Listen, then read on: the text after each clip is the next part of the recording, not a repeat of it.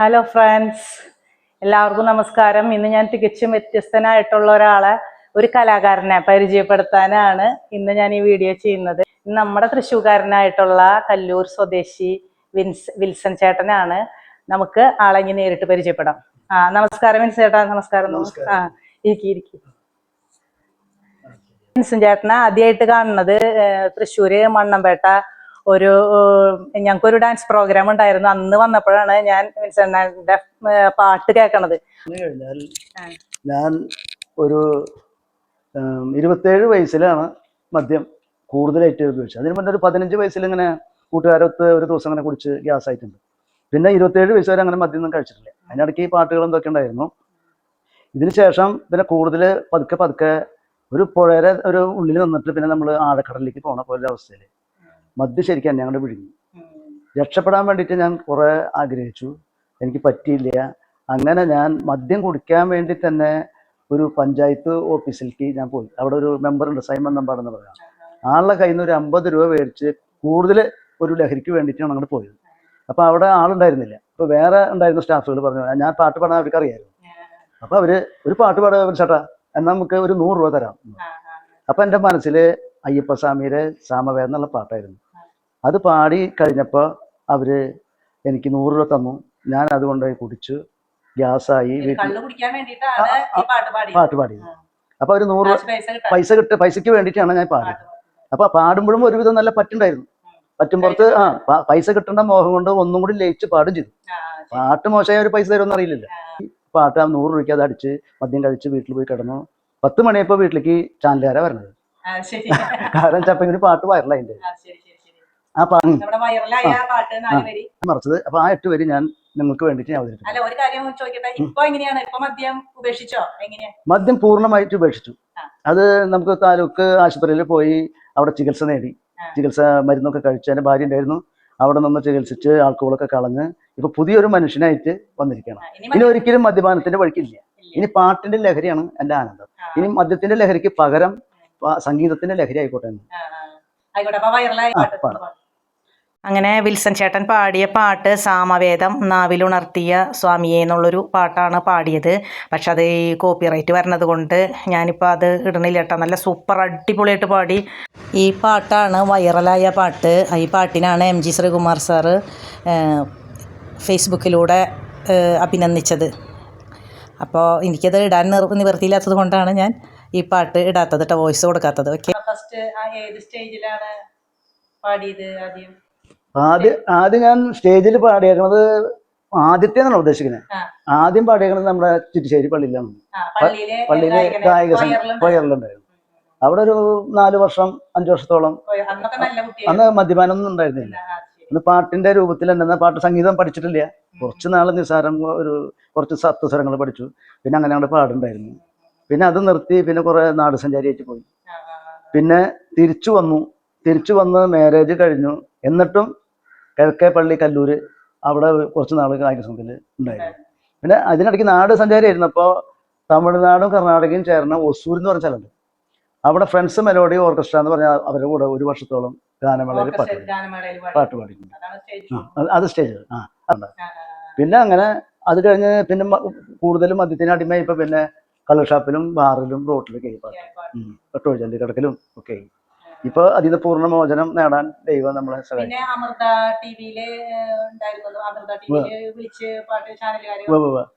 അത് വൈറലായി. ഇപ്പൊ കുറെ പേര് എന്നെ പല ചാനലുകാരും വിളിച്ചിട്ടുണ്ടായിരുന്നു. അപ്പൊ അമൃത ചാനലിലേക്ക് എൻ്റെ മകൻ എന്നെ കാറും കൊണ്ട് പോയി. അവിടെ ചെന്ന് അവിടെ പാട്ട് പാടുമ്പോൾ തലേദിവസം വരെ നല്ല മദ്യപിച്ച് വയ്യാത്തൊരവസരം പോയി. അവിടെ ചെല്ലുമ്പോൾ നിൽക്കാനും ഒന്നിനും പറ്റത്തില്ല, വിറയിലായിരുന്നു. ആ സമയത്ത് അന്ന് ഉപേക്ഷിച്ചിട്ടില്ല. അന്ന് എന്നിട്ട് വീണ്ടും ഒരു ക്വാർട്ടർ എൻ്റെ മകൻ മേടിച്ച് തന്ന് അത് കുടിച്ച് അതിന് ശേഷമാണ് അവിടെ ചാനലിൽ പ്രോഗ്രാം ചെയ്ത് കഴിഞ്ഞപ്പോൾ ചെയ്യുമ്പോഴും കൈയൊക്കെ വിറക്കിലായിരുന്നു. അതെല്ലാവരും കണ്ടിട്ടുണ്ടാവും. പക്ഷെ അന്ന് ഞാൻ അവരോട് ഒരു വാക്ക് കൊടുത്തിട്ടുണ്ടായിരുന്നു.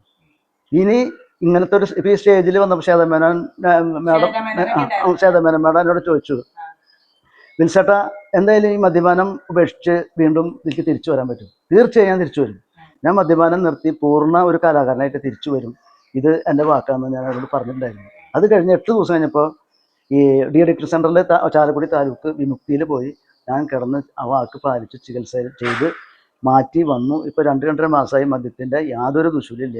ഇപ്പൊ പള്ളിയും ദൈവത്തിനും മദ്യത്തിന്റെ ഒരു ഇഷ്ടം പോലെ പ്രോഗ്രാം കിട്ടും നമുക്ക്. കിട്ടും. മദ്യം കഴിക്കാണ്ടൊക്കെ നല്ലോണം ജീവിക്കണം എന്ന് വിചാരിച്ചു കഴിഞ്ഞാൽ ഇഷ്ടംപോലെ പ്രോഗ്രാം കിട്ടും. ഇതിപ്പോ കാണുന്ന ആൾക്കാർ തന്നെ നമ്മളെ വിളിക്കും. ഞാനിപ്പോ എന്താ വെച്ചാൽ ഇതിനിടയ്ക്ക് ഒരു കാര്യം ചോട്ടെ, ഒരു ക്രിസ്ത്യൻ ഭക്തിഗാനം പാടാം. ആ ക്രിസ്ത്യൻ പാട്ടും കൂടി ഞാൻ പാടാം. അതെനിക്ക് മനസ്സിൽ ഇഷ്ടപ്പെട്ട പാട്ടാണ്. കൈ നീട്ടി നിൽക്കുന്ന യേശുനാഥ, എന്നെ വിളിക്കുന്ന യേശുനാഥ, സാദരമെന്നെ സമർപ്പിക്കുന്നു, തിരുമുൻപിലെന്നെ സമർപ്പിക്കുന്നു, ആനന്ദവും ആത്മദുഃഖങ്ങളും കാഴ്ചവയ്ക്കുന്നു ഞാൻ ബലിയിൽ. കൈനീട്ടി നിൽക്കുന്ന യേശുനാഥ, എന്നെ വിളിക്കുന്ന യേശുനാഥ, സാദരമെന്നെ സമർപ്പിക്കുന്നു, തിരുമുൻപിലെന്നെ സമർപ്പിക്കുന്നു. ആൾത്താര മുന്നിൽ തിരുവോസ്തി മുന്നിൽ അനുതാപമോടിതാ നിൽപ്പൂ. ആൾത്താര മുന്നിൽ തിരുവോസ്തി മുന്നിൽ അനുതാപമോടിതാ നിൽപ്പൂ. എൻ കൈകളെന്നും പാവനമാക്കൂ, ഹൃദയത്തിൽ എന്നും വസിക്കൂ, അനുഗ്രഹിക്കൂ നാഥ വേഗം. പോരെ? അതൊക്കെയാണ് കിട്ടണ ഏറ്റവും വലിയ അംഗീകാരം. ചെളിക്കുഴിയിൽ വീഴാണ്ട് ഇനി നേരെ നല്ല രീതിയിൽ തന്നെ പാട്ടായിട്ട് പോവാ. ഇപ്പൊ ഒരു തമിഴ് പാട്ടും കൂടി ഒന്ന് പാടാം. എന്തായാലും വരെ വരെയല്ലേ. അപ്പൊ തമിഴ് പാട്ട് നമുക്ക് കരോക്കിട്ട് പാടിയല്ലേ? இன்னிசை பாடி வரும் இளம் காற்றுக்கு உருவமில்லை, காற்றலை இல்லை என்றால் ஒரு பாட்டொலி கேட்பதில்லை. ஒரு கானம் வருகையில் உள்ளம் கொள்ளை போகுதே, ஆனா பாட்டின் முகவரி கண்கள் அறிவதில்லையே. இந்த வாழ்க்கையே ஒரு தேடல் தான், அது தேடி தேடி போகும் மனது தொலைகிறதே. இன்னிசை பாடி வரும் இளம் காற்றுக்கு உருவமில்லை, காற்றலை இல்லை என்றால் ஒரு பாட்டொலி கேட்பதில்லை.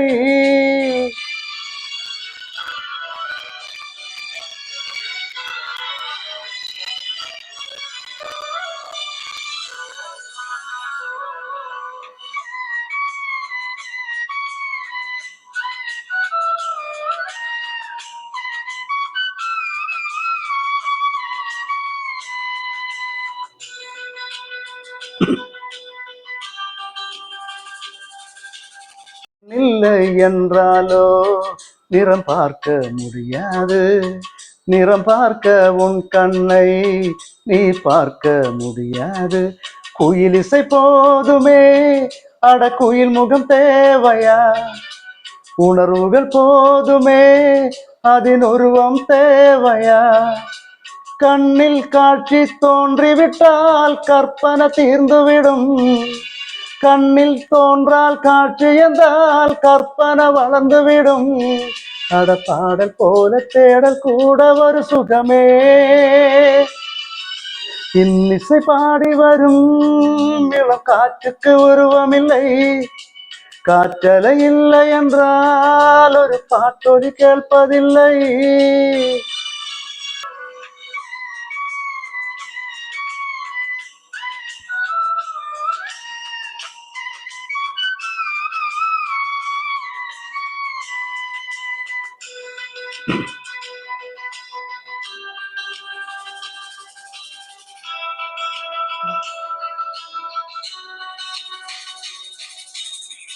உயிரொன்று இல்லாமல் உடலிங்கு நிலையாது, உயிரென்ற பொருள் ஒன்று அலை பாய்ந்து திரியாது. வாழ்க்கையின் வேர்களோ மிக ரகசியமானது, ரகசியம் காண்பதோ ரொம்ப அவசியமானது. தேடல் உள்ள உயிர்களுக்கு தினமும் பசி இருக்கும். தேடல் என்பது உள்ளவரே வாழ்வில் ருசி இருக்கும். அட பாடல் போல தேடல் கூட ஒரு சுகமே. இன்னிசை பாடி வரும் இளங்காற்றுக்கு உருவமில்லை. காற்றலை இல்லை என்றால் ஒரு பாட்டொலி கேட்பதில்லை. ஒரு கானம் வருகையில் உள்ளம் கொள்ளை போகுதே. ஆனா பாட்டின் முகவரி கண்கள் அறிவதில்லையே. இந்த வாழ்க்கையே ஒரு தேடல் தான். அது தேடி தேடி தேடும் மனது தொலைகிறதே. இன்னிசை பாடி வரும் இளம் காற்றுக்கு உருவமில்லை. காற்றலை இல்லை என்றால் ஒரு பாட்டொலி கேட்பதில்லை. സൂപ്പർ. അപ്പൊ മക്കളൊക്കെ എന്താ ചെയ്യണ? വീട്ടിലെ വിശേഷം പറഞ്ഞില്ലല്ലോ. വൈഫും വീട്ടില് ഭാര്യയുണ്ട്, 2 മക്കളുണ്ട്. മൂത്തവന്റെ പേര് ജിംസൺ. അവൻ ഈ ഇലക്ട്രീഷ്യനാണ്. പിന്നെ അത്യാവശ്യം വണ്ടികളൊക്കെ ഓടിക്കും, ലൈസൻസ് ഒക്കെ ഉണ്ട്. പിന്നെ താഴെയുള്ളവൻ ജസ്റ്റിൻ. അവൻ വയ്യന്തോള് ഡിഗ്രി പാസ്സായ ആളാണ്. ഇപ്പോൾ ആള് എഡിറ്റിങ്ങിന്റെ വർക്ക് ചെയ്യുന്നു. ഭാര്യ ഒരു ഐസ്ക്രീം കമ്പനിക്ക് ജോലിക്ക് പോകുന്നുണ്ട്.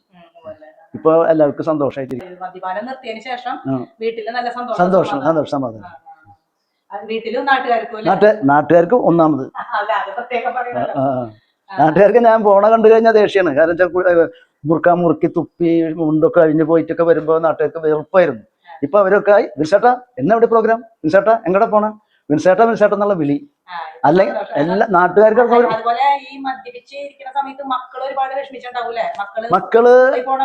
മക്കള് സ്കൂളിൽ പോണ രൂപത്തില് അവന്റെ സ്കൂളിലേക്ക് ഒരു ദിവസം മദ്യപിച്ച് വന്നിട്ട് അവൻ എന്നെ കണ്ടപ്പോ ഒരു പിശാചിനെ കണ്ടപ്പോലെ ക്ലാസ് റൂമിൽ കരഞ്ഞല്ലറി വിളിച്ച് ഓടിയിട്ടുണ്ട്. അവൻ 3-ാം ക്ലാസ്സിൽ പഠിക്കുന്നുണ്ട്. മാനസികമായിട്ട് കണ്ടമാനം അവരെ തകർത്തുണ്ട്. പിന്നെ ഭാര്യയും അവര് ഒരുപാട് സഹിച്ചിട്ടുണ്ട്. പിന്നെ ഒരുപാട് വേദന. എൻ്റെ താഴെയുള്ളവൻ എൻ്റെ എൻ്റെ അടുത്തുനിന്ന് പോവാത്ത ആള് വലുതായി. ഇപ്പൊ അവനെ വിവരം വെച്ചപ്പോ ഇത് സഹിക്കാൻ പറ്റാണ്ടായി. അവന്റെ കൗമാര പ്രായത്തിലൊക്കെ നമ്മൾ വെള്ളമടിച്ചു വരിക, വീട്ടിൽ വന്ന ഒരു മൃഗത്തിന്റെ പോലെ മുണ്ടും ഷർട്ടും ഇല്ലാണ്ട് അവിടെ എടുക്കുക, ഛർദ്ദിക്കുക, ഇതൊക്കെ അവർക്ക് സഹിക്കുന്നതിന്റെ അപ്പുറത്തായിരുന്നു. ഇപ്പൊ എന്നോട് ഞാൻ എന്ത് ചോദിച്ചാലും എതിരെ പറയുള്ളൂ, സംസാരിക്കാൻ മുഖത്തേക്ക് നോക്കാൻ. ഇപ്പൊ നിർത്തിയപ്പോ ഭയങ്കര സ്നേഹമായി. സ്വർഗമായി. ഇപ്പൊ ഫാമിലി നാട്. എനിക്ക് ഈ ലോകത്ത് ഇപ്പൊ നടക്കുമ്പോ എല്ലായിടത്തും ദൈവങ്ങളെ കാണുന്ന പോലെ, എല്ലാവരും പുറമേയുള്ള ഒരു ശത്രുവായി കണ്ടവര് പോലും സ്വന്തം വീട്ടിലുള്ള ഒരാളെ പോലെ എന്നെ അംഗീകരിക്കുന്നു. മനസ്സിന് ഇതിൽ പരം ഒരു സന്തോഷം കിട്ടാൻ.